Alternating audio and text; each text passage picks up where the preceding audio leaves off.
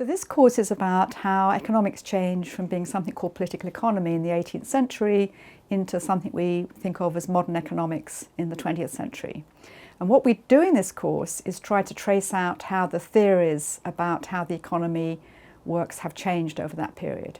For example, in the 18th century, economists thought that the source of economic wealth and power was trade. In the 19th century, economists thought that industrialization and labour was the driving power in the economy. And so the big problem was how you figured out the distribution of income between labourers and capitalists. And then in the 20th century, we thought more about how markets work and the importance of consumers' desires for goods as being the engine of the economy. So in this course, we don't just trace out these ideas, but we try to understand how these ideas have changed and what those changes mean, in the sense that we go from an older descriptive narrative kind of history and economics into a very formal kind of modern social science.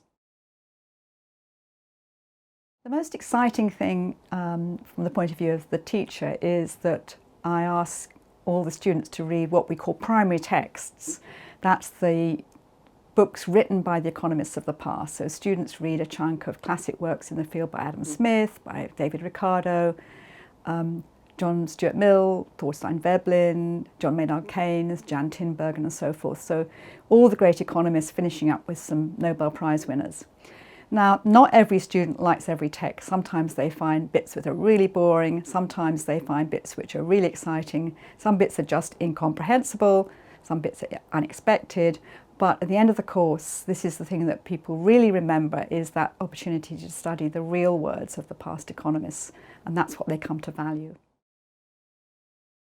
So the most important thing about this course is it doesn't assume economists of olden times were wrong or silly, right? They just had different ideas about what drove the economy and how it worked. So what is really great about teaching this course is that you share with students the moment when they see where the old ideas have come into modern economics, and that you can still see the traces of those older ideas.